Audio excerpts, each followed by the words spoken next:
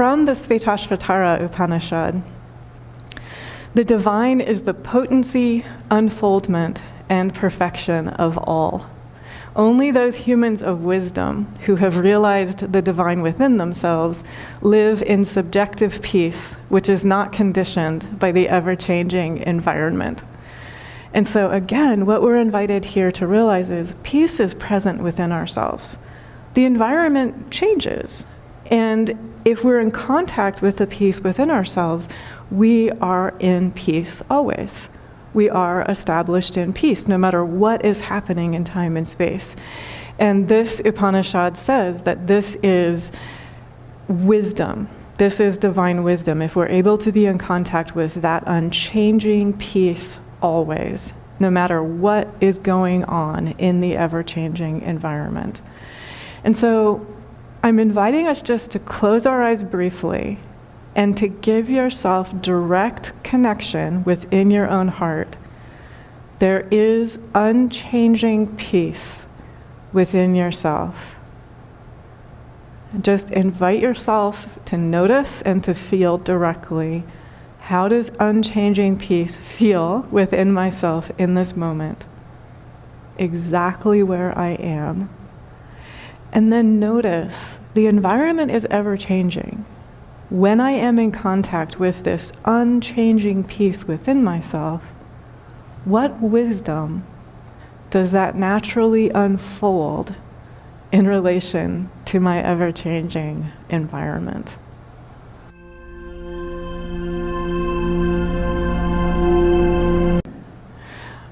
Welcome, 1,000 welcomes. It is a great joy meditating today, and we're launching a new series of talks. So the series is focusing on divinity walking the earth.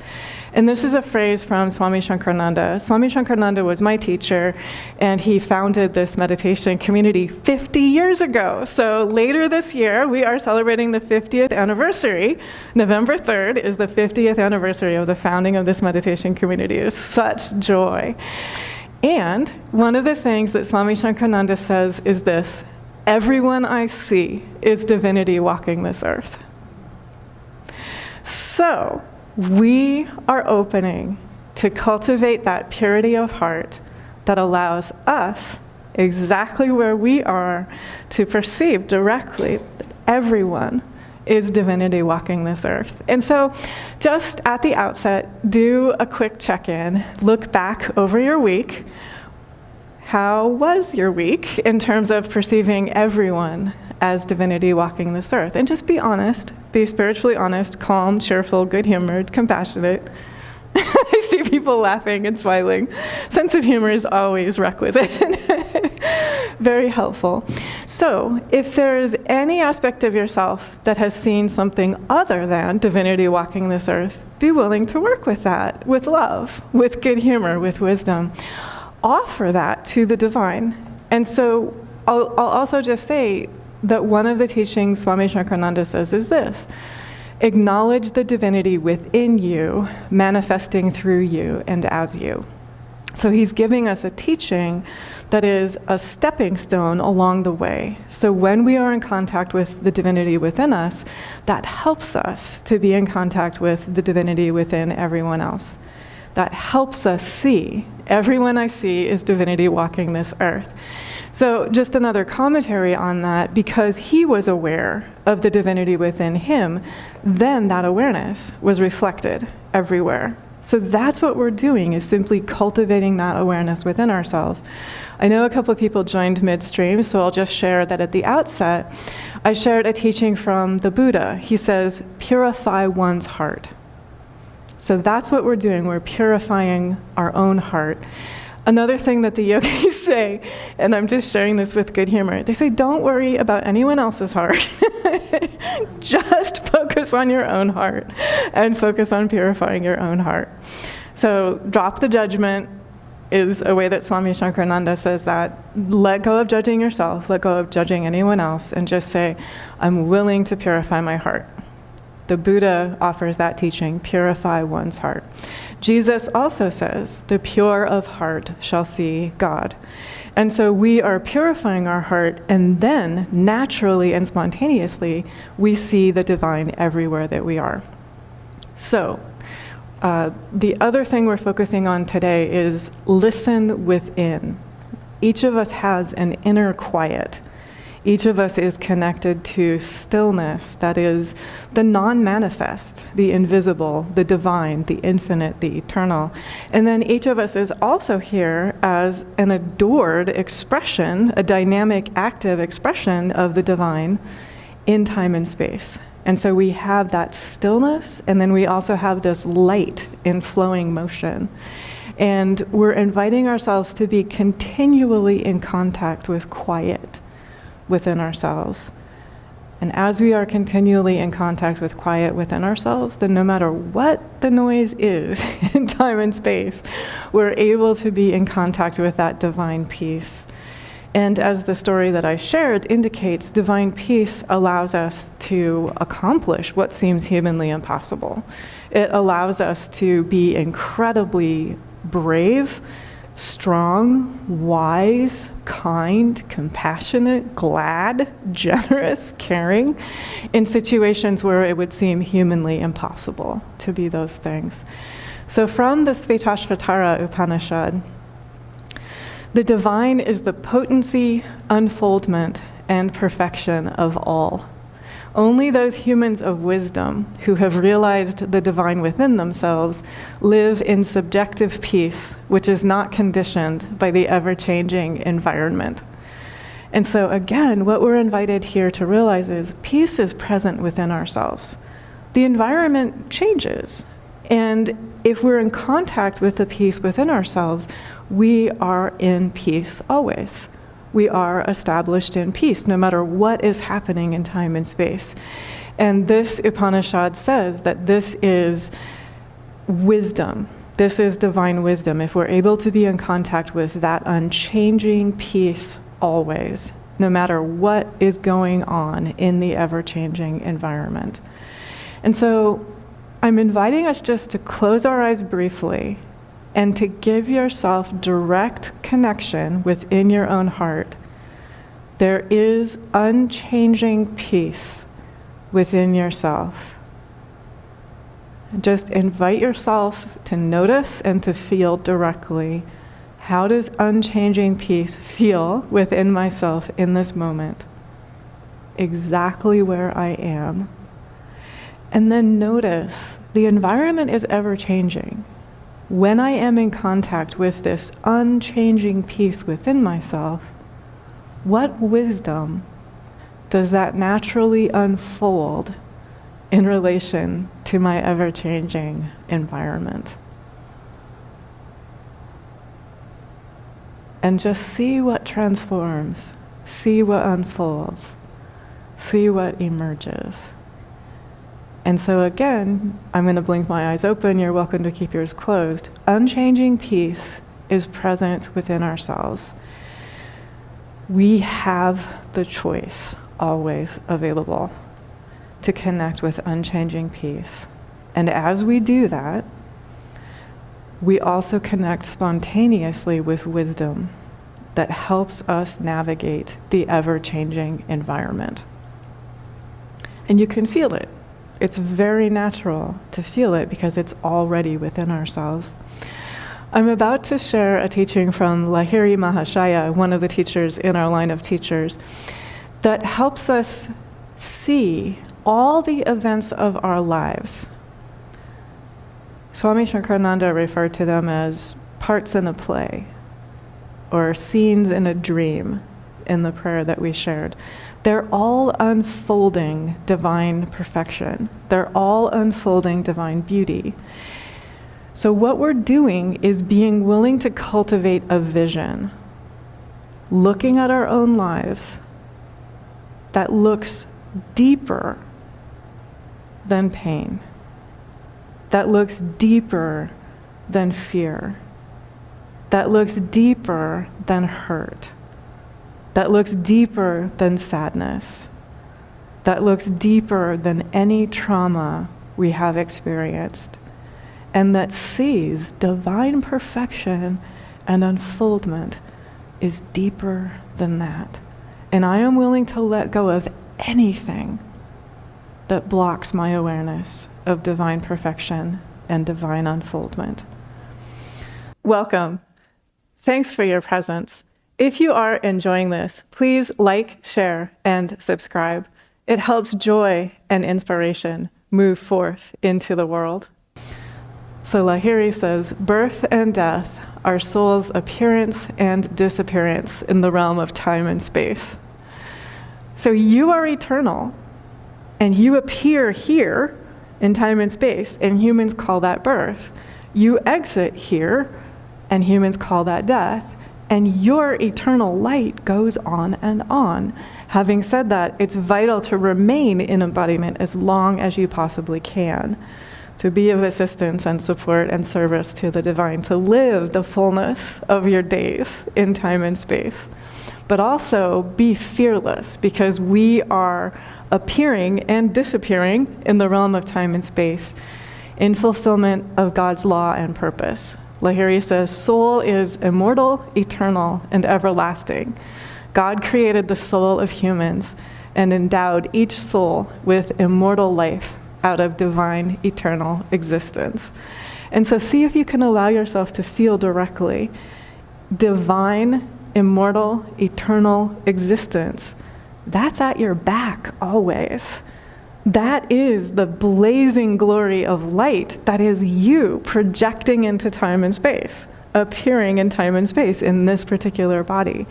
If you are in contact with that blazing glory of light, that is your true identity, where is fear? It's not there. It can't be there. Where is sadness? It's gone, because eternal love is here. Where is a feeling of separateness?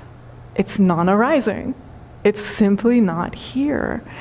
And so allow yourself, if you are willing, to cultivate a new way of seeing the painful aspects of your life, the aspects of your life that you wrestle with, that you say, what was the divine thinking in allowing me to have that experience? Cultivate a deeper vision. Be willing to see what was the spiritual unfoldment in that experience. Having said that, it's possible to create different experiences and new experiences in the future. So we don't have to keep recreating those same painful experiences. But just be aware, one of the things Lahiri says that makes me smile so much, negativity is distorted virtue. Woo! So any negativity that you have ever experienced, that means any doubt that you have ever experienced is distorted faith. So if you're noticing doubt, self-doubt, anyone? If you're noticing that, just notice and say, I notice I'm experiencing a feeling of limitation. The Yoga Vasishtha says, let go of identifying with density. Let go of identifying, bless you, with limitation. So if you're identifying with density, notice it and say, divine grace, I notice I'm identifying with density. I notice I'm identifying with limitation. I notice I'm identifying with lower frequency feelings. I'm willing to lift my frequency into peace. I'm willing to lift my frequency so that I see you are present every moment of my existence, including the things that I humanly would not have chosen. The divine is present everywhere, always. And so another thing that the Yoga Vasishtha says that makes me smile, I am unable to go to the kind of heaven you describe, which is limited to one place. So I'm unable to go to a kind of limited heaven because everywhere is the divine. It's right here. And so we're cultivating that kind of awareness that sees the divine is present everywhere, always. Perfect love is present everywhere, always. Another thing the yogis are very clear about, if I change my mind, my experience of the world will change. I don't have to wait around for the world to change. I can change my own mind right now. I can change my own energy patterns right now. And that's another charming thing that the yogis say. All of our energy patterns can transform into consciousness, existence, bliss, absolute. How marvelous is that? So anywhere where we have identified with density or limitation or negativity, that's simply distorted virtue, as Lahiri says. And so invite the divine to transform negativity into virtue.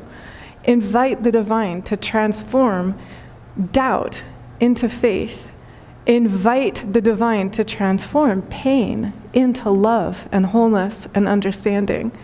Anywhere that you are wrestling with yourself, just notice. And remember, negativity is distorted virtue. I'm inviting the divine to transform that.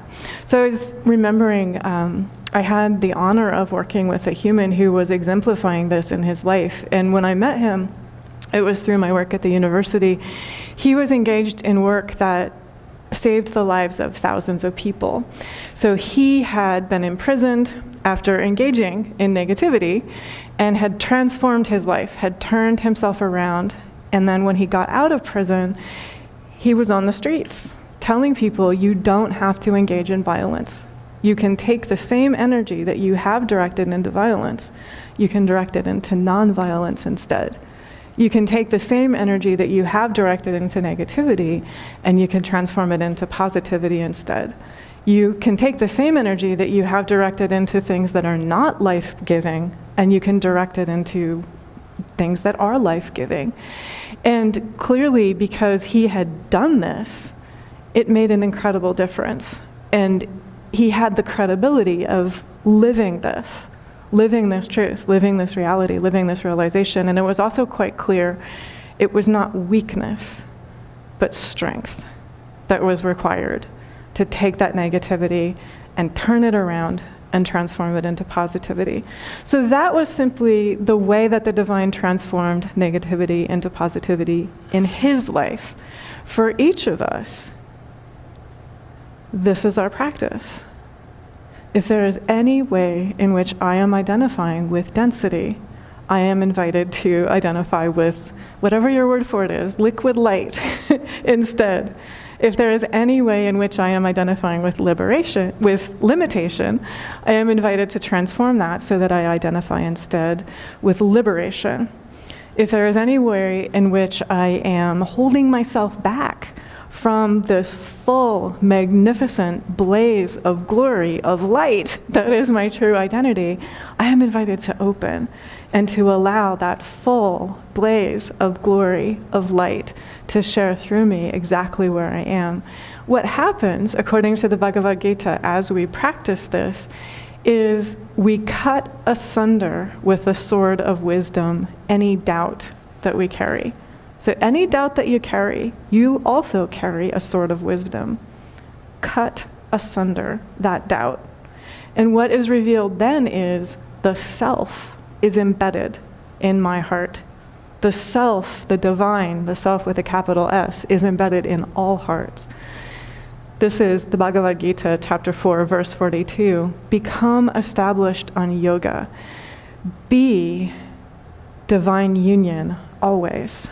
However you name union with the divine, if you approach the divine and you say, how may I adore the divine, be that always. Be that energy of adoring for the divine always.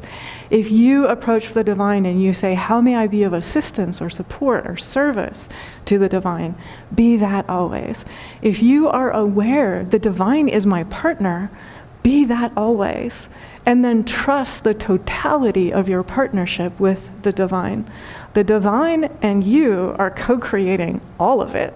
All of our experiences are co-created by us and by the divine. And when we remember that, what happens is the shadows of life melt away. And we see that deeper than any human experience is this pure, potent, blazing glory of light. And then fearlessness is here. We never stop to say, but I'm only a 9-year-old with a bike. We say, how can I be of service? Here I am. I'm a 9-year-old. I have a bike. What would the divine like to do through me? And the divine will be a messenger of light through us exactly where we are, exactly using the body we have, exactly using the vehicle that we have. And then we're back to what the Buddha says as well. We have just simply purified our heart. We are simply aware that deeper than anything humans create is that magnificent liquid light, that supreme love, that goodness, that joy, that gladness, that unity, that harmony, that generosity. It is so simple, so pure, so peaceful, and it's already here. It's you. Thank God, and God bless us all.